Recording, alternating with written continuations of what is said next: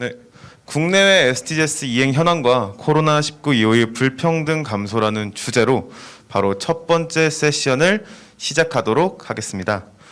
오늘 세션은 국내외 SDG 이행을 담당해 주시는 외교부, 환경부, 그리고 통계청에서 국내외 지속가능 발전 목표의 이행 현황과 과제에 대해 공유해 주시고 국내 이슈와 국제 흐름의 연계 방안을 모색하는 자리를 준비해 주셨습니다. 좌장으로 이봉현 한겨레 경제사회연구원 원장님을 모시겠습니다. 감사합니다.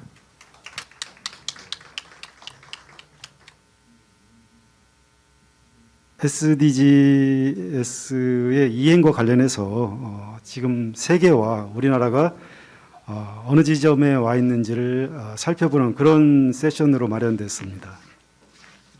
서두에도 여러분께서 말씀하셨지만 그 코로나 팬데믹 이후 SDG와 관련해서도 상당한 어떤 그 후퇴, 퇴보 이런 것들이 많이 예견이 됐었습니다.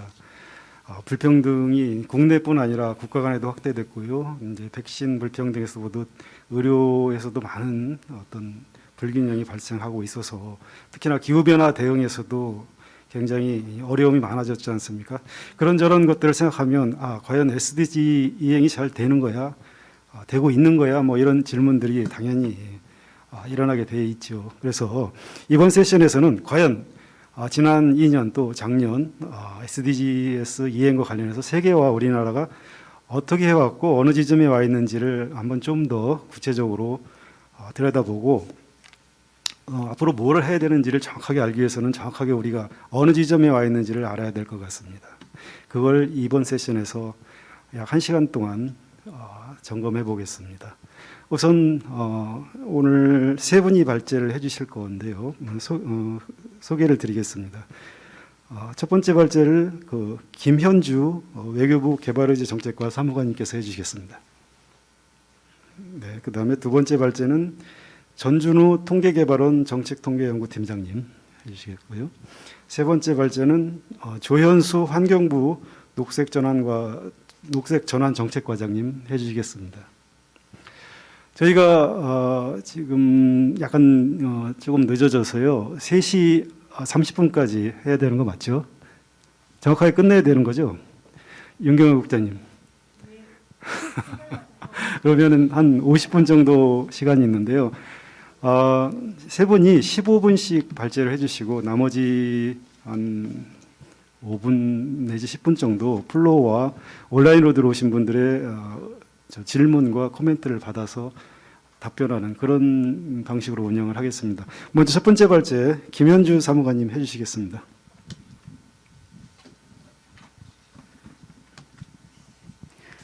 안녕하세요. 저는 외교부 개발의제 정책과에서 SDG 업무를 담당하고 있는 김현주 사무관이라고 합니다. 만나뵙게 돼서 반갑습니다.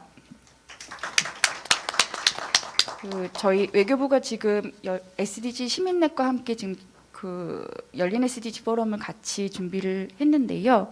그 과정 저희가 이제 이 열린 SDG 포럼을 준비하게 된 주요 이제 계기가 매년 저희가 외교부에서 7월에 있는 고위급 정치 포럼에 참여를 하고 있습니다. 그때 이제 글로벌 국제 논의 동향에 저희가 참여를 하기 전에 우리 국내 이행 현황은 어떤지 다 같이 좀 국내 이행 관계자들 분들의 이야기도 조금 듣고 또 저희가 이제 반영할 수 있는 부분이 있는지 이런 것들을 조금 같이 점검하기 위해서 저희가 열린 SDG 포럼을 개최를 하고 있는데요. 거기에 따라서 지금 오늘 발표는 좀 준비를 해보았습니다. 잠시만요.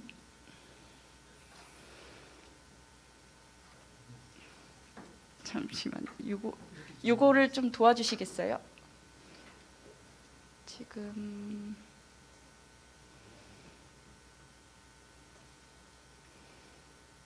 네, 감사합니다. 오늘 하게 될 발표는 국제사회 SDG 이행 점검 체계가 어떻게 되는지 이미 많은 분들이 알고 계실 수도 있는데 오늘 처음 참여하시는 분들도 있으실 것 같아서요. 실제적으로 SDG의 국제사회가 SDG를 어떻게 이제 이행을 점검을 하고 있는지 그리고 현재 SDG를 둘러싼 이행을 둘러싼 글로벌 환경을 지금 국제는 어떻게 바라보고 있는지 그리고 국제사 SDG 논의 동향은 어떤지, 그리고 가장 저희가 이제 매년 이제 그 SDG 이행 체계 정점에 있는 그 SDG HLPF 개최 계획은 어떻게 되는지에 대해서 잠깐 소개를 해드리려고 합니다. 우선 많은 분들이 알고 계시겠지만 SDG 자체는 사실은 2015년 9월에 있었던 UN 개발 정상회의의 결과 문서인 2030 지속가능 발전 의제의 한 부분입니다. 사실은 2030 지속가능 발전 의제 자체는 총 91개 조항으로 구성된 이제 결과 문서고요. 그 안에 이제 서문, 선언 뭐 그러면서 이제 그 안에 SDG 관련된 내용이 들어가 있고요. 그리고 지금 저희는 이제 많은 논의가 이루어지진 않지만 국내에서 SDG에 대한 지표 얘기와 함께 실제적으로는 국제사회에서 SDG 이행을 위해서 이행 수단은 어떻게 돼야 되는지에 대한 논의도 함께 담겨 있습니다. 2030 개발 발전, 지속가능 발전 의제 안에는 그런 의견안이 들어가 있고요. 그 안에서 실제로 보시게 되면 이행 점검을 위한 글로벌 차원의 지표 체계 구축 내용과 함께 국가 주도로 각국 여건에 맞는 이행 계획이 수립돼야 되고 정기적으로 점검돼야 된다. 그리고 국가, 지역, 글로벌 차원의 후속 조치 및 점검 체계가 마련돼야 된다. 이런 이야기들을 결과 문서에서는 이제 하고 있습니다. 2030 개발 의제 안에서는. 실제적으로 보시게 되면은 국제사에서 SDG 17개 목표와 169개 세부 목표를 갖고 있는데요. 이거는 지금 제 옆자리에 그 자리하고 계신 통계청에서 그 지표대로 우리나라가 잘 하고 있는지 이런 것들을 우리나라 통계를 계속해서 내고 계시고요. 국가 주도로 각국 여건에 맞는 이행계획 수립 및 정기 점검 같은 경우는 우리 환경부에서 그동안 KSDG라고 해서 잘 이런 것들을 계획도 수립하시고 이제 그 평가도 하시는 그런 점검 보고서를 이제 내고 계십니다. 그리고 나서 또 다른 차원에서는 국가 또 지역 글로벌 차원에서 후속 조치 및 점검 체계를 이제 마련하고 있고요. 그게 시스템적으로 보게 되면은 이제 각 국가 차원에서는 이제 HLPF에서 이제 매년 각 국가가 자발적 국별 검토를 하고 해서요.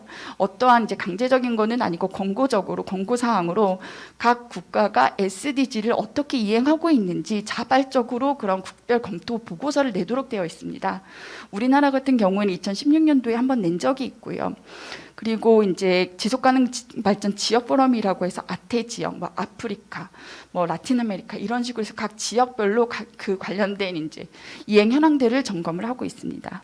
그리고 나서 글로벌 차원에서는 HLPF를 중심으로 해서 UN 이제 시스템하고 이제 어떻게 이런 것들이 활동들이 지금 같이 온라인돼서 이제 진행되고 있는지를 보고 있습니다. 그 다음을 보시게 되면은 그래서 실질적으로 올해 그 HLPF가 그러니까 7월달에 이제 개최될 계획인데요. 그 회의를 준비하기 위해서 어떤 그 실제 준비 과정들이 있었는지를 제가 조금 넣어봤습니다.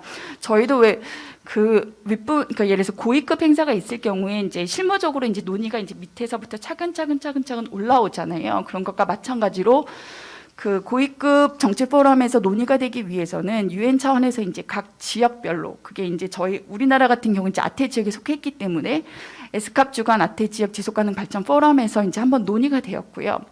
그 전에 이제 소 지역 체계에서 이제 우리는 이제 동북아 지역에 이제 속해 있기 때문에 동북아 이해관계자 포럼에서 한번 논의가 되었습니다. 이런 논의들이 그 계속해서 이제 차근차근 쌓이고 유엔 차원에서 이런 것들을 정리하고 취합하고 하면서 모든 논의의 결과들이 탑다운 방식이 아니라 바텀업 방식으로 HLPF에서 이제 결과적으로 이제 그 나오게 되는 그런 형식입니다.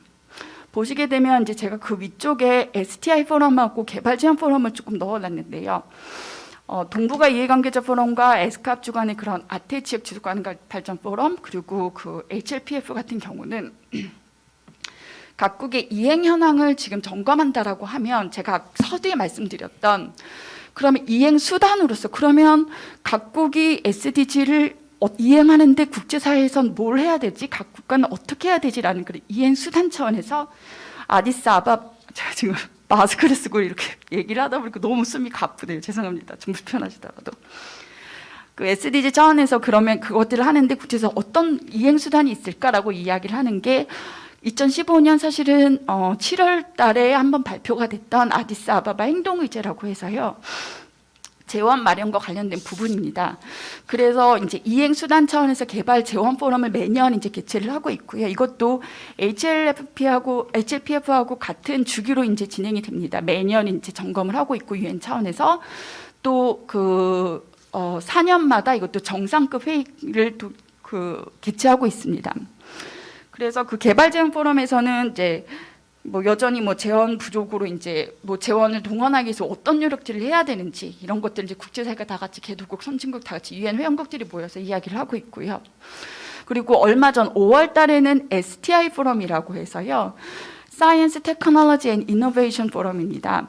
실질적으로 개발 재원 포럼 이제 논의에 있어서 또 제가 말씀드렸던 2030 그 의제의 그 내용 중에 하나가 그 각국이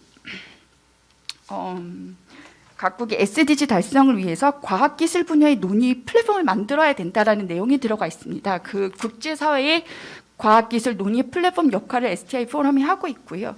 그 안에서 최근에 그 STI 포럼에서 논의되는 것들은 이제 과학기술 혁신 분야가 중요한데 지금 그 코로나 상황이랑 이제 SDG 달성하고 이렇게 쭉 보다 보니까 디지털 관련된 디지털 격차 문제가 굉장히 심각하다.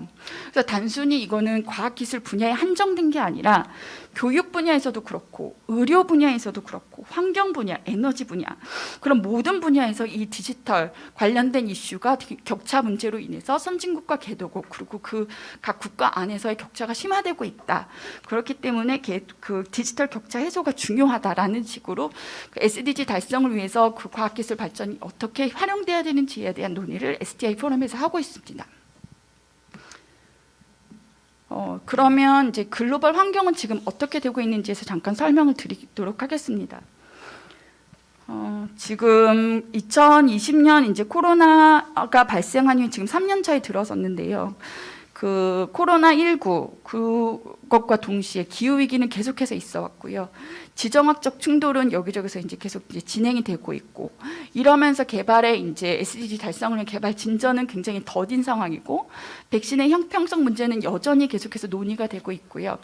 그러면서 코로나 회복의 걸림돌로 이제 이런 것들이 이런 것들이 이제 걸림돌로 작용한다. 그러면서 특히나 최근 국제사회에서는 우크라이나 전쟁으로 인한 에너지 문제, 에너지 위기 그리고 에너지 안보, 식량 안보 이런 문제들이 계속해서 논의가 되고 있습니다.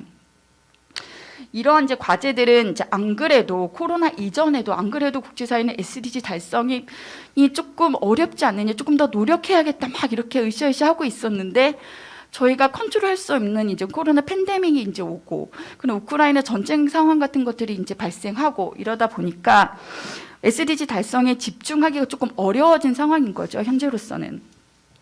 그러면서 사실 기존에 이제 SDG 달성을 위한 이제 재원이 필요한데 인적 재원, 물적 재원 모두가 다 필요한데 그런 것들이 한정되어 있고 그런 상황에서 지금 SDG 달성이 조금 어려워진 상황입니다. 그러면서 실제로 쭉 저희가 이렇게 오면서 보니까 선진국과 개도국 간의 그 대응 능력이 조금 차이가 나고 이 차이가 나는 대응 능력이 뭐 때문일까라고 또 보면은 역량의 차이도 있지만 사실 이제 재원의 문제도 있게 됩니다. 모두 다 아시겠지만 특히나 이제 개도국이 부채 문제가 요즘에 굉장히 이제 심각하면서 2020년 그 팬데믹이 이제 발생하면서 국제사회에서는 2020년부터 30년까지 이제 SDG를 달성하기까지 10년 남았는데 그게 앞으로 잃어버린 지속가능 발전 10년이 되는 거 아니냐라는 그런 우려가 굉장히 크게 작용하고 있습니다. 그런 상황이고요. 그런 상황에서 지금 상이한 회복의 주요한 요인이 뭘까라고 다들 이렇게 봤을 때 이제 국가 간의 재정 격차가 이제 문제가 된다라는 얘기를 하고 있고요. 그런 상황에서 지금 SDG 달성을 위한 개발 재원의 부족분은 한 4.2조 불이라는 그런 전망치가 나왔습니다. 코로나 이전에도 부족했습니다. 코로나 이전에도 한 2.5조 불 정도, 그게 2020년 이제 OECD 보고서였는데요. 코로나 이제 발생하면서 1.7조 불이 이제 증가하면서 이제 전반적으로 한 4.2조 불 정도가 이제 부족하다라는 그런 이제 보고서도 나오고 있고요. 실질적으로 우리나라를 비롯해서 국제사회 OECD 다크 그룹 같은 경우는 2020년, 21년 ODA 그 지원 규모가 사실 최고치를 기록하기는 했습니다. 우리나라 같은 경우는 지금 2020년 대비 2021년도 잠정 실적을 보게 되면은 전년 대비 한 27% 정도 저희가 증액을 했거든요. 그러니까 엄청 크게 ODA 예산 규모가 확대됐음에도 불구하고, 아까 저희 차관님께서 그 개회사에서 말씀하셨던 것처럼 여전히 저희는 OECD 다 그 29개 회원국 중에서 한 중간 정도 수준인 상황이고요. 이런 상황에서 조금 더 우려되는 거는 몇몇 국가들은 지금 ODA 예산이 조금 삭감을 하려는 그런 기조가 지금 국제사회에서 관찰되고 있습니다. 그래서 5월 달에 그 유엔 사무부총장 명의로 ODA 삭감에 대한 약간 그 우려스러운 그런 성명이 한번 발표가 된 적이 있습니다. 영국 같은 경우는 지금 국내 코로나19 대응을 위해서 ODA를 원래 0.7% GNI 대비 한 ODA를 0.7% 항상 이제 그 달성을 지원을 했었는데 한 0.5%까지 이제 줄이겠다라는 그런 이야기를 했고요. 노르웨이 같은 경우는 그 우크라이나 난민 수용 때문에 본인들이 어쩔 수 없이 유엔에 대한 기여액을 한 14% 정도 감축해야 되겠다, 그런 이야기를 하고 있습니다. 이런 것처럼 계속해서 이렇게 상황이 별로 안 좋기 때문에 저희들은 이렇게 국제사회 의지와 다르게 어쨌든 이게 뭔가 돈이 있어야지 저희 그 국제사회도 이제 SDG를 이행하는 상황에서 전반적으로 나오는 얘기고, 요즘 추세는 다자주의가 다시 한번 이제 언급이 많이 되고 있습니다. 이렇게 각계 전투를 하지 말고 이렇게 복잡다단한 글로벌 이슈를 대응하는 데 있어서 우크라이나 사태도 대응해야 되고, 뭐 코로나도 대응해야 되고, 기후 위기도 대응해야 되고, 너무 저희가 해결해야 될 과제는 너무나 많은데 이런 것들을 각계 전투로 하지 말고 우리 다시 한번 다자 협력을 해보자. 지금 현재 다자 체제가 제대로 작동하고 있는 게 맞느냐, 이런 것들을 한번 점검해보자라는 그런 논의가 이루어지고 있습니다. 그 과정에서 SDG는 약간 여전히 나침반 역할을 하고 있는 상황이고요. 왜냐하면 그러면 우리가 가야 될 방향이 무엇이냐라고 했을 때 우리는 여전히 2030년까지 SDG를 달성을 해야 된다. 그 과정에서 조금 더 여러 가지 위기가 있지만, 기후변화, 여러 가지 위기가 있지만 그 과정에서 우리는 조금 더 녹색 그리고 포용, 탄력적인 회복을 해야 된다. 그걸 위해서 우리의 모든 재정적인 동원이나 정책적인 방향을 SDG에 맞춰서 한번 해보자, 이런 이야기들을 하고 있습니다. 보시면 유엔 같은 경우는 이제 시간이 없다고 해서 제가 바로바로 이제 설명을 드리도록 하겠습니다. 그래서 유엔 같은 경우는 2020년 유엔 사무총장 명의의 이제 행동의 10년이라고 해서요. 원래 20년에 우리 앞으로 10년 동안, 남은 10년 동안 좀 열심히 해보자. 그 지역 단위에서 또 이제 개별 개인 단위에서 각 국가 단위에서 글로벌 차원에서 각각 열심히 해보자는 의지를 한번 결정을 한 적이 있고요. 이제 모두의 과제라고 해서 Our Common Agenda라고 하는 의제를 사무총장이 지난해 발표를 한번 하고 했습니다. 그 사무총장 명의의 보고서고요. 이 보고서는 지난해 유엔 총회에서 다자주의 이야기를 하면서 사무총장한테 요구를 했습니다. 회원국들이. 그 사무총장한테, 유엔 사무총장에게 그러면 다자주의를 복원하기 위해서, 다자주의를 좀 더 강화하기 위해서 우리가 무엇을 해야 되느냐, 지금 현재 과제가 무엇이고 그러면 앞으로 무엇을 해야 되느냐라고 한번, 그리고 유엔 차원에서 무엇을 해야 되는지를 한번 아이덴티파이 해봐라 라고 했을 때 해서 지금 유엔 총장 명의의 지금 보고서인 거고요. 이 보고서에 대해서 아직까지 회원국들이 모두 동의한 건 아닙니다. 그 사무총장 차원에서의 그런 아젠다를 낸 거고요. 이 아젠다 중에 하나는 오늘 청년분들이 많이 오시고 이제 관심을 갖고 계신 걸로 알고 있는데, 그 보고서 안에 있는 내용 중에 하나가 유엔 사무국 내 청년 사무소를 신설하겠다는 내용도 들어가 있습니다. 다만 이제 그만큼 이제 청년 이제 이슈가 굉장히 중요하다 보니까 들어가 있기는 한데요. 이게 통과될지는 조금 지켜봐야 되는 상황입니다. 유엔뿐만 아니라 G20 같은 경우에서도 그동안 이제 재무장관 위주로 해서 회의가 됐었는데, 이런 것들이 조금 G20 차원에서도 개발 논의가 이제 계속해서 논의되고 있고, 특히나 이제 부채 문제라던가 혼합금융이라던가 이제 재정적인 측면에서 많이 되고 있습니다. OECD 차원에서도 이제 계속 논의는 되고 있는 상황이고요. 시간이 없어서 제가 조금 빨리빨리 진행하도록 하겠습니다. 5월 달에 나온 지금 지속 발전 보고서인데요. 이 내용을 보시게 되면은 실질적으로 2019년까지 계속해서 전 세계의 그 SDG 인덱스가 증가를 하다가 2020년도에 들어서 이제 정체되어 있는 그런 모습을 보실 수 있습니다. 그 밑에는 이제 SDG의 정보 공유 및 노력에 대한 이제 인덱스를 이제 쭉 이렇게 표현을 했는데, 한국은 한 중간 정도 하는 것 같습니다. 그리고 우리나라는 27위 정도를 했고요. 올해 같은 경우에 작년에 28위였는데 저희가 한 단계 나갔습니다. 그런데 사실 그 지표상의 점수는 저희가 조금 떨어졌는데 전반적으로 떨어져서 그런지 한 순위는 올라갔습니다. 보시게 되면 여기에 대해서도 조금 뭐 드릴 수 있는 말씀이 많은데 저소득국, 중저소득국, 고중소득국이라고 해서 여긴 개도국 그룹을 제가 한번 모아봤습니다. 보시게 되면은 사실 이제 SDG 이행 전체적인 총괄 점수가 조금 낮은 편이고요. 그리고 이 나라들의 이제 특징을 보시게 되면은 공통적으로 지속가능 목표 12번과 13번 지속가능 소비 생산과 기후 변화 부분에서 조금 이게 굉장히 퍼포먼스가 좋은 걸로 지금 나타나고 있습니다. 개도국이어서 사실 여기에 영향을 많이 미치지 않아서 그렇지 않을까라고 생각을 해보고 있고요. 다만 뭐 저소득국 같은 경우는 빈곤 대치나 산업화 부분이 굉장히 약하고 이런 각 그룹별로 약한 그런 모습 특징을 보이고 있습니다. 네. 그리고 그 다음에 이제 그 고소득국 회원국들 우리나라 아까 전에도 박미경 대표님께서 말씀하신 것 같은데 지금 OECD 회원국이나 고소득국이나 우리나라 같은 경우를 보게 되면은 공통적으로 불평등, 양성평등이 굉장히 조금 낮은 점수를 차지하고 있는 걸로 나오고요. 이 지표상에도 우리나라가 다른 회원국이나 고등소득국에 비해서 SDG 14번과 15번의 퍼포먼스가 굉장히 약한 걸로 나오고 있습니다. 이 내용을 이제 보시게 되면 이거는 이제 앞으로 아태 지역만 이제 봤을 때 아태 지역의 SDG 달성 예상 기간이 처음에 저희가 15년 했을 때 우리나라 뭐 전 세계가 같이 힘을 합치면 30년까지는 한번 SDG를 달성해 보자 이런 이야기가 나왔었는데 최근 들어서는 이게 달성 기한이 한 63년까지 늘어났습니다. 굉장히 지금 예상 기간이 점점 늘어가고 있는 상황이고요. 이런 것들은 이제 조금 지나가도록 하겠습니다. 개최 계획을 말씀을 드리면은 올해는 이제 7월 달에 이제 일반 회기 이제 고위급 회의 나가서 이제 진행을 하게 되는데요. 일반 회기에도 보시면 이제 내년도에 이게 그러니까 HLPF 자체는 매년 개최가 되는데 정상급 회의는 4년 주기로 이제 개최가 됩니다. 2019년에 개최가 되었기 때문에 지금 2023년도에 정상급 회의 내년 회의를 이제 준비하고 있는 상황이고요. 그리고 고위급 회계는 제가 말씀드렸던 것처럼 하나의 논의 주제 자체가 코로나19로부터의 지속가능한 회복을 위한 다자주의 및 국제협력 및 미래 트렌드의 전망 논의 해서 여전히 그 다자주의를 어떻게 하면 더 효율적으로 운영할 수 있을까 다자협력을 이런 논의가 이번에 고위급 회기 때 한번 논의가 될 예정입니다. 그 밖에 지금 성명문에 대해서 이제 초안, 이거 완전 초안인데요. 초안을 이렇게 넣어놨는데 지금 현재 각국 회원국들은 HLPF를 위해서 무엇을 하고 있느냐. 이 각국, 이제 사실 이게 합의 문서이기 때문에 여기에 대해서 다 같이 열심히 지금 합의를 하고 있습니다. 개도국과 선진국 간의 입장차도 있고 각 국별로 이제 입장차가 있기 때문에 이 강요 선언문에 대한 결과문서를 채택하기 전에 지금 현장 회원국들은 이 강요 선언문에 대해서 협의를 하고 있는 상황이고요.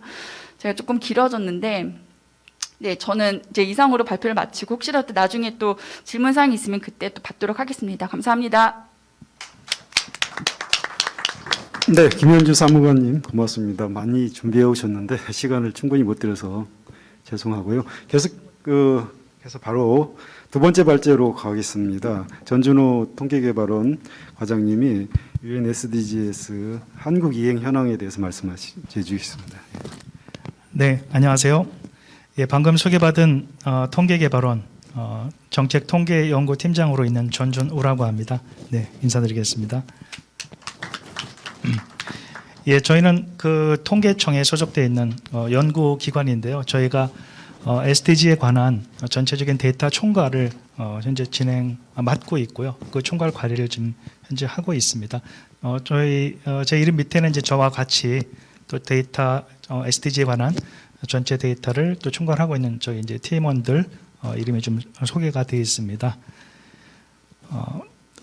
일단 제가 오늘 말씀드릴 내용은 저희 이제 통계개발원이 SDG 데이터에 대한 국내 총괄적인 포컬 포인트로 저희가 2017년에 이제 지정돼서 활동을 그동안 이제 운영을 하고 있는데요. 그것과 관련돼서 저희가 매년 19년부터 이행 보고서를 지금 발간을 하고 있습니다. 그 이행 보고서에는 저희 통계청이 그러니까 UN SDG와 관련돼서 저희 한국이 하고 있는 SDG의 이행 현황이 어떤 것인지를 저희가 정리해서 매년 보고서를 발간하는데요. 올해도 이제 4월에 2022년에 이행 보고서가 발간이 됐고 그 내용을 중심으로 저희가 제가 말씀을 드리고 또 앞으로 향후에 또 어떤 과제가 있는지 그것들을 조금 설명을 드리도록 하겠습니다.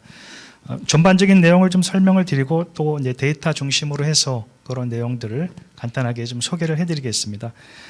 뭐 계속 반복되는 얘기긴 하겠습니다만 그래도 전체적인 개요를 조금 소개를 해드리면 어차피 지금 이제 SDG는 15년 뭐 유엔 총회에서 지금 채택돼서 이행을 좀 하고 있고 전체적으로 규모는 지금 17개의 목표에 169개의 세부 목표 그리고 이제 231개의 글로벌 이제 지표를 이제 측정을 하고 있습니다. 현재 유엔 회원국들이 SDG 이행 현황을 이제 공유를 해야 된다는 그 필요성이 계속 대두됨으로 인해서 한국 정부도 통계청을 중심으로 해서 국내 SDG 이행에 대한 결과를 저희가 지금 19년부터 모니터링하고 있습니다. 피터 드러커라는 또 유명한 분께서 말씀을 하셨죠. 측정할 수 있어야 관리할 수 있다. 결국은 저희가 SDG가 어떻게 이행되고 있는지를 사실은 측정을 해야만 이것을 2030년까지 저희가 어떻게 달성을 할 것인지 또 달성하는 과정에서 어떤 문제점이 있는지 또 어느 부분이 어떻게 달성이 지금 현재 되고 있는지를 우리나라에서도 측정을 해서 관리를 해야 될 것이고 전 세계적으로도 그것을 확인할 수 있어야 이행 현황이 제대로 가고 있는지를 아마 확인할 수 있을 겁니다. 그래서 그 SDG에 대한 이행을 위해서는 가장 중요한 것이 개별 국가에서의 그 양질의 데이터 제공이 성공 요인이 되겠습니다. 결국 통계가 없으면 SDG 이행이 제대로 돼가고 있는지를 아무도 알 수가 없기 때문인데요. 그래서 한국 정부는 국가 승인 통계를 중심으로 해서 고품질의 데이터 제공을 위해서 현재 노력하고 있습니다. 사실은 여기에 수반되는 통계들은 뭐 그냥 일반적인 통계들이 아니라 승인 통계를 중심으로 해서 저희가 수집을 하고 또 그것들을 또 국제국에 제공하도록 노력하고 있고요. 그래서 2019년도에부터 저희가 이제 보고서를 발간하고 있고 이 이행 보고서에는 저희가 글로벌 SDG에 부합하는 국내 통계를 이제 활용하고 있고요. 국내 상황을 진단하고 또 그 결과를 그 OECD 내 다른 회원국들과도 이제 비교를 하고 있습니다. 오른쪽에 보시는 그림은 좀 전에 이제 우리 김 사무관님께서 설명해 주신 그런 내용과 부합하는 내용인데요. 또 HLPF에서의 그런 글로벌 보고서, 그다음에 아태 지역 포럼에서의 APFSD에서의 그런 포럼에서의 보고서들을 지금 현재 최신 보고서를 보여주고 있는데요. 저희가 만들어내고 있는 이런 내용들이 또 이런 이제 국제적인 포럼에 있는 이제 보고서들과 함께 전체적인 이행 현황을 지금 보여준다고 할 수 있겠습니다. 예. 다음은 저희가 간략하게 또 SDG에 대한 데이터가 어떻게 현재 국제기구와 제공이 되고 또 국내에서는 어떤 또 체계로 저희가 수집되고 관리가 되는지를 그냥 간략하게만 여기서는 소개를 드리겠습니다. 일단 국제기구에 제공되는 그 내용들은 현재 국가적으로는 공식 통계를 작성한다는 원칙 하에서 데이터와 또 메타데이터를 국제기구의 요청에 따라서 또 제공을 하고 있습니다. 그리고 국내적으로는 말씀드린 바와 같이 저희 통계청이 국내 데이터 책임기관으로 지정이 돼서 국내 28개 부처, 그러니까 뭐 정부 부처가 되겠습니다. 그리고 40여 개의 통계 작성기관과 협업으로 저희가 국내 승인 통계와 공식 자료를 기반해서 데이터를 현재 제공하고 있고요. 아래쪽에 보시면 이제 간단하게 나와 있는 그림이 왼쪽에는 이제 저희 국가 차원입니다. 그 통계청과 그 지표를 소관하고 있는 또 소관 부처들이 서로 해당하는 통계를 관리하고 또 저희 쪽에 제공해주고 또 그럼으로써 저희가 이제 전체적인 SDG 지표를 총괄하는 역할을 맡고 있고요. 수집된 데이터를 다시 이제 저희가 국제기구에 이제 제공을 해서 국제기구에서는 그 지표를 각 지표별로 또 소관된 국제기구가 다르기 때문에 국제기구에서 수집을 해서 전체적인 그 지표를 UNSD의 데이터베이스에 수록함으로써 전 세계적인 그런 SDG의 이행 현황을 확인하는 데 이용을 하고 있습니다. 네, 다음으로는 제가 발표드린 내용의 주된 내용이 되겠는데요. 통계청에서는 그러면 SDG의 이행 모니터링을 어떤 식으로 하고 있는지를 말씀을 드리겠습니다. 일단 전체적으로 크게 세 가지 부분 정도로 저희가 이행 모니터링을 하고 있는데요. 첫 번째는 좀 전에 말씀드린 그 한국의 SDG 이행 현황 점검 보고서라는 걸 통해서 점검 결과를 모니터링을 하고 있고요. 또 점검한 결과를 저희가 오픈소스 플랫폼 기반의 대국민 데이터베이스를 현재 구축을 해놓고 있습니다. 조금 이따가 옆에 지금 바로 보시는 아마 화면이 잘 보이실지 모르겠습니다. 오른쪽에 있는 그림이 저희가 운영하고 있는 한국 SDG 데이터 플랫폼이라고 하는데요. 여기 주소와 또 QR코드를 통해서 한번 여러분들께서 보시면서 한번 들어가 보셔도 될 텐데 좀 이따가 좀 더 설명을 드리도록 하겠습니다. 그리고 그와 함께 SDG 데이터의 가용성 확보를 위해서 지표 표준화와 개선 개발을 연구하고 있습니다. 이건 무슨 얘기냐 하면 설명을 좀 더 드리겠습니다만 사실 저희가 가지고 있는 현재 있는 통계가 SDG의 지금 231개 지표를 다 포괄하지는 않습니다. 거기에는 아직 통계가 없는 것들도 있기 때문에 지금 통계가 없는 것들을 어떻게 할 것인지 또 통계를 어떻게 개발할 것인지 이런 것들을 고민하고 또 그런 것들을 이제 부처하고 협의를 하는 그런 역할들을 하게 하는 것으로 생각하시면 되겠습니다. 그러면 다음으로는 그 한국의 SDG의 이행 보고서에 있는 내용들을 조금 더 설명을 드리겠습니다. 한국의 이행 보고서가 이제 매년 나온다고 말씀드렸는데 작년도에 2021년에는 저희가 코로나19에 대한 경제, 사회, 환경 영역에서 발생할 수 있는 좀 취약성을 이슈에 좀 집중을 했었는데 이제 올해 발간된 2022년 보고서에는 2022년 보고서는 이제 작년에 21년까지의 그런 내용들을 이제 취합한 게 되겠습니다. 그래서 21년까지의 그 취약 지점과 취약 집단에 대한 포착에 더해서 그러면 코로나19 이후에 한국 사회를 좀 어떻게 조망을 할 것인가, 한국 사회가 이런 팬데믹에 대응을 어떻게 할 것인가에 좀 더 관심을 가지고 필요한 부분들을 모니터링했다고 볼 수가 있겠습니다. 그리고 지표별 데이터 수집 관리는 아까도 말씀드린 승인 통계와 데이터 가용 수준을 검토를 했고요. 데이터 출처와 담당 기관 세분화 수준 등을 좀 상세하게 이제 파악을 했습니다. 그리고 보고서 작성은 저희가 글로벌 SDG 지표에는 이제 17개의 큰 목표가 있습니다만 그것을 세분화해서 17개로 카테고리화해서 구분을 했고요. 다시 또 17개 분야는 사람, 지구, 번영, 평화, 협력이라는 OP로 구분된 종류로 전체 231개 지표에 대한 현황을 점검했습니다. 여기에 사용된 분석 자료는 UNDP 자료와 국내 승인 통계와 정책 자료로 구성을 좀 했습니다. 다음으로는 이것이 이제 현재 저희가 보고서에 수록된 그 이행 수준에 대한 목표를 개괄적으로 보여주는 내용이 되겠는데요. 사실 231개의 지표가 있는 중에서 그 중에서 저희가 다 살펴볼 수는 없기 때문에 이 내용은 전체적으로 현재 22년도를 기점으로 해서 어느 정도의 이행 수준이 현재 되고 있는가를 개괄적으로 보여드리는 것인데 이 중에서 뭐 다 설명드리기보다는 조금 일부만 제가 소개를 해드리겠습니다. 첫째, 제 1번 목표회 같은 경우에 빈곤 퇴치인데요. 코로나19로 인해서 시장 소득 급감의 영향을 이제 받긴 했습니다만 그동안 정부 재정 지원을 통해 가지고 상쇄는 하고 있는 상태입니다. 그렇지만 노인 빈곤율은 여전히 좀 아직 높은 수준으로 볼 수 있고요. 3번 같은 경우에 건강과 웰빙 증진 같은 경우에는 OECD 국가 중에서 현재 한국의 의료보장 수준이 굉장히 높은 수준인데 하지만 이제 보건의료 종사자의 확보하고 그다음에 의료비 지출이 좀 상대적으로 부진한 상태가 되겠습니다. 그리고 4번, 5번은 이제 조금 더 구체적으로 살펴보겠습니다만 전체적으로 양질의 교육 보장과 같은 경우에 아마 잘 아시다시피 코로나19로 인해서 아마 학생들이 등교를 하지 않은 이런 학습 결손들이 지역에 따라서 상당히 많았습니다. 그래서 그 학습 결손과 지역 규모에 따라서 학업 성취도의 격차가 가시화된 것으로 나타났고요. 그다음에 성평등 달성과 같은 경우에는 정치와 경제 영역에서 여성들의 대표성이 아직까지는 좀 낮은 수준으로 나타났습니다. 그리고 목표 7번 같은 경우에 그 최종 에너지 소비에 있어서의 재생에너지 비율이 증가는 하고 있습니다. 그렇지만 아직까지 OECD 국가 수준에서는 최하위권을 머물고 있다는 것이고요.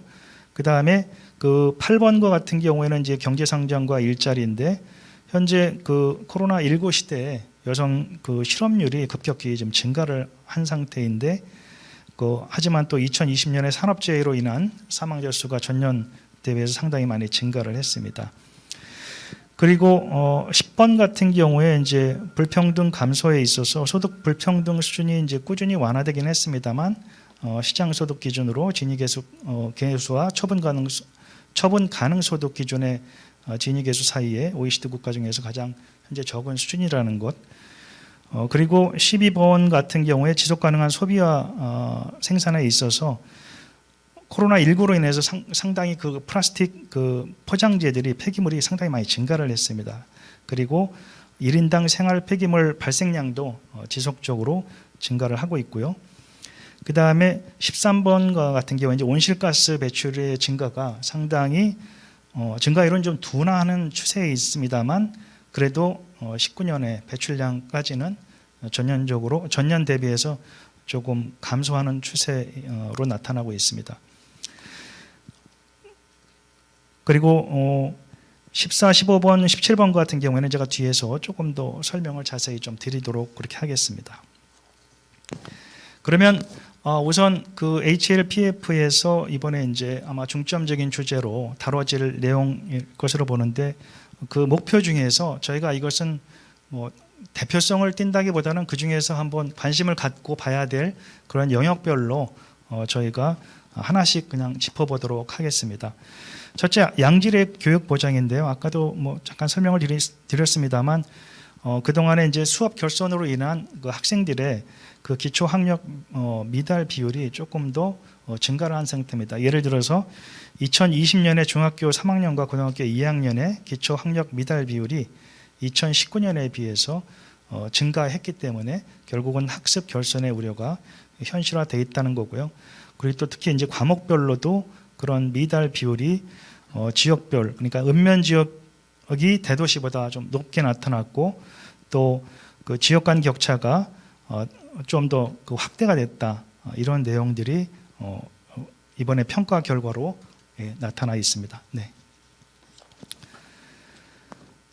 다음으로는 성평등 달성인데요. 뭐 이런 부분들은 제가 간단하게 넘어가겠습니다. 성평등 같은 경우에는 사실 여성 국회의원 비율이 특히 이제 보시면 정치적 대표성을 보여주는 지표를 국제사회에서 성평등 지표로 많이 활용되고 있는데 아직까지는 이제 하위권에 머물고 있다는 내용이고요. 그리고 해양 생태계 보존 같은 경우에 이제 5년간 해수 수질은 전반적으로 양호한 수준이지만 나쁨 비율이 많이 증가하고 있다. 이런 내용이고요.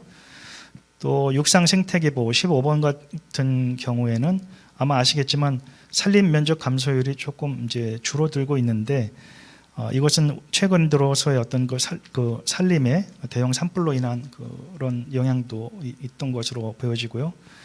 그리고 또 글로벌 파트너십 같은 경우에도 아까 이제 외교부에서도 말씀을 해주셨지만 공적 개발 원조 규모가 현재 좀 국민 총 소득 대비해서 0.14%인데 이건 상당히 조금 낮은 수준에 속한다고 볼 수 있겠습니다.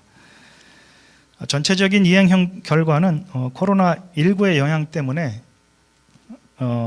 정부의 정책적인 개입이나 시장의 대응 그리고 전 국민적인 협조와 참여를 통해서 이제 희망과 절망이 공존하고 있음을 이제 시사를 하고 있고요. 자세한 내용은 아까 조금 전에 설명을 드린 걸로 가름하겠습니다. 그리고 전체적으로는 이행 현황 결과는 현재 한국 사회가 SDG 기본 정신에 입각해서 지속 가능 발전을 진보로 이제 나아가고 있긴 한데 아직까지 불평등이나 빈곤 그리고 차별을 좀 극복해야 된다는 점이 나타나고 있습니다. 그리고 제가 이제 설명드린 것 중에서 현재 이런 지표들을 상세하게 볼 수 있는 것이 현재 SDG 데이터 플랫폼이 되겠고 현재 영문과 국문으로 서비스를 하고 있고요. 전체적으로는 231개 중에서 지금 현재 163개가 국내 데이터가 있어서 약 70% 정도가 가용하고 있는데 나머지 30%를 어떻게 이제 또 가용하게 또 통계를 생산하고 또 수준을 점검하느냐 하는 것이 또 주요한 내용이 되겠습니다. 그리고 지표 메타데이터 구축과 연구 개발도 저희가 하고 있는데 매년 그러니까 저희가 한 3년에 걸쳐서 지금 이제 메타데이터도 구축하고 데이터를 이제 보고서로 발간을 하고 있는 자료가 되겠습니다. 그리고 다음은 최근에 저희가 이제 SDG 데이터 혁신 포럼이라는 것을 제 1회 실시를 했는데요. 이것은 물론 열린 SDG 포럼에서도 이처럼 다양한 이해관계자와 또 관계기관이 모여서 SDG에 대한 이행 현황을 논의하고 있는데 저희는 조금 더 통계 데이터, 그러니까 데이터의 관점에서 이런 이행 현황을 좀 공유하고 또 정책 방향을 논의하는 포럼을 이제 지난 5월 25일 날 했고요. 앞으로도 매년 포럼을 통해서 이행 현황을 좀 점검할 예정이고 또한 이런 열린 SDG 포럼과 같이 함께 각각의 영역을 다루면서 시민사회와 또 정부 그리고 관계기관의 그 협력을 통해서 SDG 달성을 위해서 노력하려고 합니다. 그리고 마지막으로 제가 짧게만 말씀을 드리겠습니다. 현재 이행 과정에서 그러면 어떤 도전 과제가 있을 것인가? 역시 한국 사회의 이행상을 가장 잘 반영할 수 있는 적합한 통계가 필요하다고 보여지고요. 또 이렇게 국내외 SDG 데이터의 네트워크를 또 강화할 필요가 있고 또 이런 데이터 생산자와 사용자 간의 논의와 협력의 장이 조금 더 많이 활발하게 이루어져야 이행 현황을 좀 더 잘 모니터링할 수 있다고 보고요. 마지막으로 그 새로운 그리고 혁신적인 데이터의 접근을 통해 가지고 기존의 통계가 생산하는 데는 상당히 많은 시간이 걸리기 때문에 어떻게 하면 조금 더 신속하게 통계를 생산해서 SDG의 이행 현황을 체크하고 또 저희가 함께 노력할 수 있는지를 봐야 될 것으로 생각이 됩니다. 자, 그러면 이것으로 저의 발표를 마치도록 하겠습니다. 네, 감사합니다. 네, 전준우 팀장님 수고하셨습니다. SDG의 그 통계 주무기관으로서 데이터 관리 체제와 거버넌스 체제, 특히 올 4월에 나온 2022 SDG 이행 보고서 내용 중에 HLPF에서 점검 목표가 되는 항목을 중심으로 현재 상황을 잘 설명해 주셨습니다. 그럼 이어서 조현수 환경부 녹색전환정책과장님으로부터 KSDG의 이행 현황에 대해서 발제를 듣겠습니다. 역시 15분 지켜주시면 고맙겠습니다. 예, 안녕하십니까. 저는 방금 소개받은 환경부 녹색전환정책과장 조현수입니다. 만나뵙게 되어서 반갑습니다. 앞에서 좋은 발표가 있었는데 저는 오늘 2022년 KSDG 이행 현황을 담은 국가 지속 가능성 보고서 주요 내용에 대해서 말씀드리겠습니다. 먼저 말씀드리고 싶은 것은 지속 가능성 보고서 내용은 아직 그 지속이 심의와 관계부처 의견 수렴을 거치지 않은 초안 단계인 점을 감안해 주시기 부탁드리겠습니다. 목차입니다. 간단하게 KSDG 수립 과정을 설명하고 그리고 올해 지속 가능성 보고서의 단계 주요 내용 및 향후 계획을 말씀드리겠습니다. 먼저 KSDG 수립 과정입니다. 다들 아시는 바와 같이 유엔 지속 가능 발전 목표는 2015년 유엔 총회에서 193개 회원국의 만장일치로 채택되었습니다.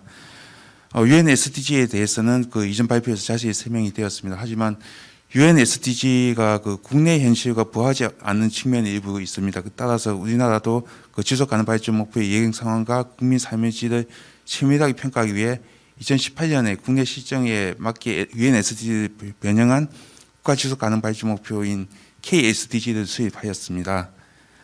KSDG 수립은 민간학 공동작업반 이해관계자 그룹이 참여하여 상황식으로 이루어졌으며 지역별 순회 토론회, 국민대 토론회, 대국민 설문조사 등을 통해 국민 목소리를 최대한 반영을 하였습니다. 그 결과 유엔 SDG 17개 목표 체계를 바탕으로 하되 저출생 극복, 남북 간 평화 구축 등 우리나라의 특수한 이슈를 담은 KSDG 체계를 구성을 하였습니다. 2020년에는 제4차 지속가능 발전 기본계획을 수립하면서 KSDG 수립 주체를 주축으로 한 사회적 공론화장을 통해 세부 목표와 지표를 추가적으로 보완을 했습니다. 제4차 기본계획에서 발표한 KSDG 비전 체계도는 다음 표를 참고하시면 되겠습니다. 크게 4개의 전략하에서 17개의 KSDG 목표가 있습니다. 다음으로 2022년에 올해 발표 예정인 국가 지속 가능성 보고서 주요 내용입니다. 지속 가능 발전 법칙 14조에 따라서 지속 가능 발전위원회는 2년마다 지속 가능 발전 지표 등을 평가해서 대통령에게 보고 후 공표를 해야 됩니다.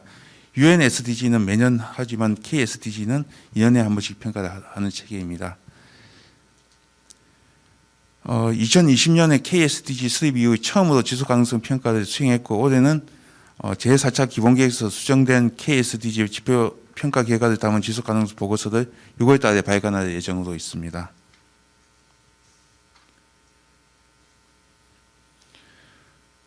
우선 평가 대상을 살펴보면 KSDG 목표를 체킹할 수 있는 수단인 236개 지표 가운데서 국가 승인 통계를 확보할 수 있는 154개의 지표에 대해 정량 평가를 실시를 했습니다.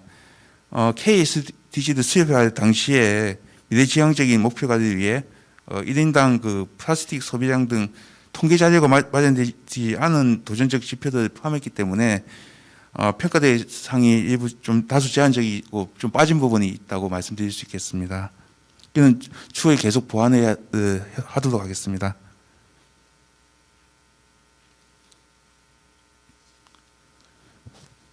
평가는 지표별로 최근 5년간 연평균 증가율과 2030 목표 달성을 위해 요구되는 연평균 증가율을 비교하는 방식으로 이루어졌습니다. 현 시점에서 2030 목표를 얼마나 달성했는가 보다는 2030 목표를 향해 잘 나가고 있는지를 의미하는 목표 수당도를 4단계 날씨 표현으로 나타냈습니다. 목표 수당도가 맑음인 경우에는 현 추세를 유지한다면 2030 목표가 달성 가능하다고 해석할 수 있습니다. 맑거나 흐림은 목표 방향으로 나아가고 있으나 2030 목표를 달성하기 위해서는 속도가 좀 더딘 경우입니다. 흐림은 지표가 목표 방향으로 나아가지 못하고 정체 상태라고 평가한 것이고 네오는 목표 방향과 정반대로 나가고 있음을 나타내는 것입니다. 대략적인 평가 결과를 보시면 평가 대상 154개 지표 중 51%인 79개 지표가 맑음, 13%인 22개 지표가 맑거나 흐림, 20개 지표가 흐림, 23%인 35개 지표가 네오로 나타났습니다. 평가 대상이 제한적이긴 하지만 약 50% 지표가 현 추세대로는 2030 목표를 달성하기 어려운 것으로 나타나고 있어 정부의 지속적인 모니터링과 대응이 필요하다고 볼 수 있습니다.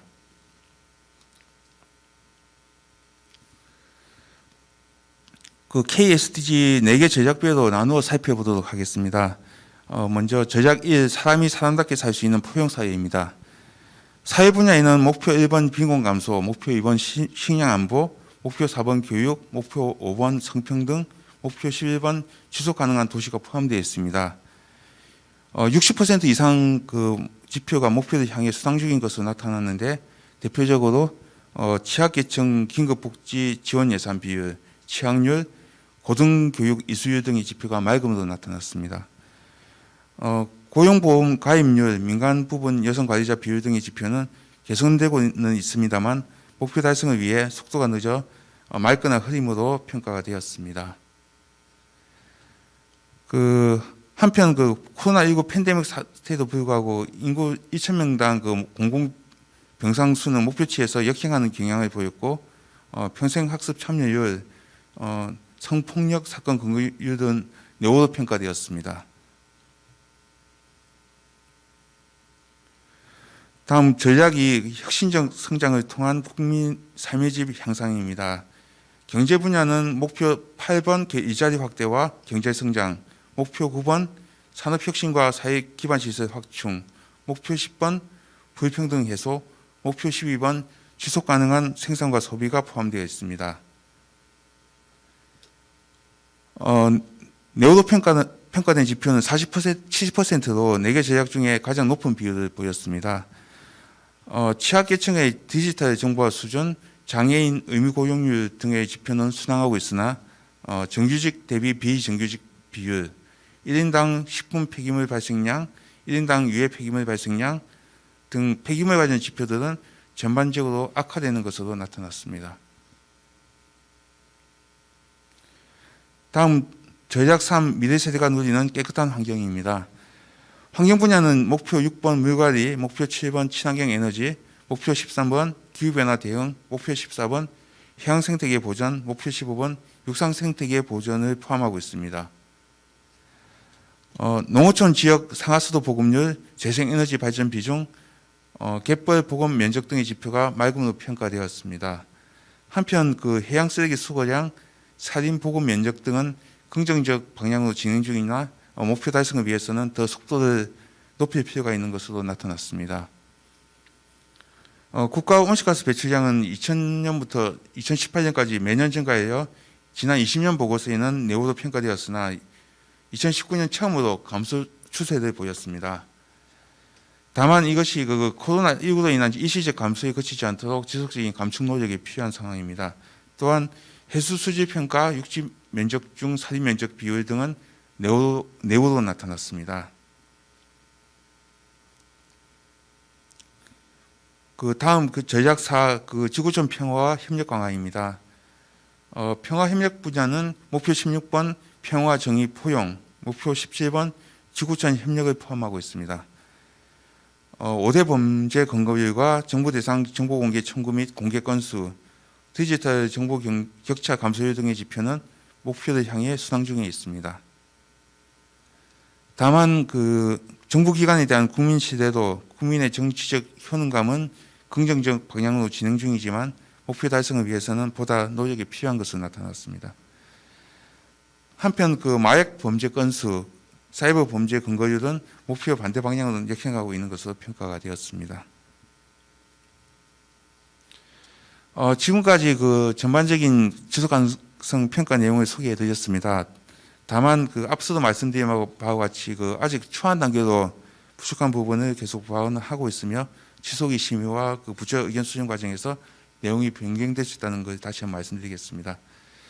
전반적인 평가 결과를 보면 2020년에는 맑은 평가를 받은 지표 비율이 전체의 45%였으나 올해는 51%로 나타났습니다. 다만 2020년에 KSDG 수정 보완 과정에서 평가 대상 지표가 상당 부분 변경되었고 지난 평가보다 모니터링 대상 수도 지표 수도 증가했기 때문에 지난 평가와 단순 비교는 어렵습니다. 또한 KSDG 지표가 상향식으로 만들어졌기 때문에 전략 간 목표 수준이 동일하지 않고 국가 승인 토계를 이용할 수 있는 지표 수도 전략별로 다르기 때문에 목표 간 지표 간 평가 결과를 직접적으로 비교할 수는 없습니다.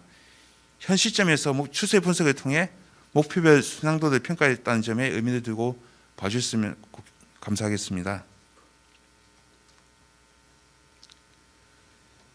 향후 계획으로서는 현재 초안 단계인 지속가능성 평가 결과를 지속가능발전위원회 심의와 부처 의견 수렴을 거쳐 완성할 예정이고 대통령 보고와 국회 보고를 거쳐 공표할 계획입니다. 최종 자료는 환경부 지속가능발전 포털에서 확인이 가능합니다. 그리고 많은 분들이 아시다시피 지난해 지속가능발전 기본법이 국회를 통과해서 다음 달 시행을 앞두고 있습니다. 여기 계신 많은 분들의 노력 덕분이라고 저는 생각을 하고 있습니다. 지속법 주요 내용은 이 페이지를 좀 참고를 해주시고요. 그리고 주요 내용으로서 지속가능발전위원회를 대통령 소속으로 격상을 하고 지속가능발전 총괄부처가 환경부에서 국조실로 변경이 되게 됩니다. 환경부에서 지원하는 마지막 지속가능성 평가 내용을 오늘 포럼을 통해 공유하게 되어서 매우 기쁘게 생각합니다. 국조실과 인수인계를 차질 없이 추진을 하고 그리고 환경부는 또 앞으로 또 소관 분야의 지속가능 발전 목표 이행을 위해 최선을 다하겠습니다. 예, 감사합니다. 네, 조현수 과장님 감사합니다. 환경부에서 지속가능 업무가 국조실로 넘어가는데 서운하지 않을 것 같습니다. 더 잘 돼서 가는 거니까요, 그죠? 곧 나올 그 2022 국가 지속 가능 보고서 초안을 중심으로 해서 KSDG 이행 현황을 말씀해 주셨습니다. K자가 붙으면 그 요즘에 뭐 K-팝, K-드라마 다 좋은데요. KSDG도 보니까 51%가 맑음으로 돼 있고 그 비율도 증가하는 걸로 나왔는데 여전히 23%가 뇌우로 돼 있습니다. 예, 그래서 직관적으로 뭐 날씨에 빗대서 잘 해주시는데 여전히 23%나 뇌우인데 그 정의를 보면 뒷걸음진다는 의미더라고요. 그래서 할 일이 많다 여전히 그런 것을 과장님 발표를 통해서 알 수 있었습니다. 예, 이상 세 분의 발제를 잘 들었습니다. 시간이 많지는 않은데요. 한 5분 정도 남은 시간에 플로어와 그 다음에 온라인으로 시청하고 계시는 분들의 질문을 한 2개 정도만 받아서 여기 계신 발제하신 분한테 질문을 하거나 또는 코멘트를 좀 보는 그런 시간으로 갖겠습니다. 예, 그 질문하실 게 있으면 손을 들어서 해주시면 고맙겠습니다. 네, 안녕하세요. 저 뉴데일리 경제 김수경 기자라고 합니다. 오늘 발표 잘 들었는데요.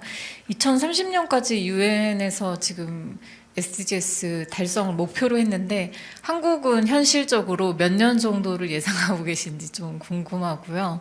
그다음에 오늘 그 자료를 보면 4번, 5번, 14, 15, 17번을 이 배너에 달아 놓으셨는데 그 17가지 과제 중에 저 5가지를 좀 중점적으로 한 이유가 뭔지 좀 궁금하고요. 네, 이상입니다. 2030 목표인데 한국은 언제까지 목표로 하느냐 하는 거는 누가 대답해 주시는 게 좋을까요? 김현주 사무관님. 이게 한국도 2030을 목표로 해서 쭉 지표를 관리해 나가는 그런 성격이죠, 그죠? 네. 네, 사실은 저희 외교부 같은 경우는 이제 국내 이행과 관련돼서는 이제 저희가 이제 17번 목표 이제 ODA 관련된 이슈를 중심으로 활동을 하고 있기 때문에 제가 한국이 어느 시점에 가서야 이제 SDG를 달성할 수 있을까라는 질문에 적절하게 또 유의미한 답변을 드리기는 조금 어려울 것 같고요. 요거는 제가 죄송하지만 그 저희 통계청과 이제 환경부 과장님들께 좀 부탁을 드리겠습니다. 아까 이제 2번째 질문에 대해서는 제가 말씀을 드릴 수 있을 것 같은데요. 제가 아까 시간이 없어서 조금 건너뛰었는데 그 오늘 지금 그 중점적으로 이제 점검하고 있는 목표 5개는 그 매년 유엔이 17개 목표를 그러니까 매년 이제 유엔 차원에서 SDG 이행을 전반적으로 검토를 하는데 이게 매년 전반적으로 검토를 하면 이제 수박 겉핥기식으로밖에 안 되니까 이게 4년 주기로 해서 이제 1주기, 1주기, 3주기 이렇게 나눠서 이제 이런 것들을 조금 중점적으로 그 해에 17개 중에서 뽑습니다. 한 4-5개를 좀 찍어가지고 이제 이번 중점적으로 좀 점검을 해보자. 이제 글로벌 차원에서 이제 국제사회에서 그렇게 논의를 하다 보니까 저희 이제 그 열린 SDG 포럼에서도 국내에서도 이행 점검을 할 때 17개를 다 처음부터 끝까지 다 이제 점검하면 저희가 너무 힘들고 이제 조금 논의의 수위도 좀 낮아지고 하니까 저희가 이제 5개를 찝었고요. 올해는 이제 오늘 나온 이제 이야기 되고 있던 것은 4번, 5번, 또 14번, 15번 있고요. 17번 같은 경우는 2주기 때 이제 매년 17번 파트너십이거든요. 그 부분은 이제 굉장히 중요하기 때문에 이번에 이제 그러니까 사실 1주기는 이렇게 한 3번 정도, 3-4번 정도 돌릴 수 있는데 4번. 그러니까 15년 동안에 이제 한 4주기로 하면 한 4번 정도 저희가 돌릴 수 있는데 지금 2주기 차원에서 는 이번에 지금 17개 과제를 그러니까 목표를 점검할 때는 17번은 매번 이제 같이 점검하자라고 해서 17번 목표는 계속해서 들어가 있고 그 4번 올해는 이제 목표가 그렇게 결정이 되었습니다. 내년도 사실 HLPF에서 이제 논의하게 될 주제와 심화 검토, 중점 검토 목표도 이미 나와 있는 상황입니다.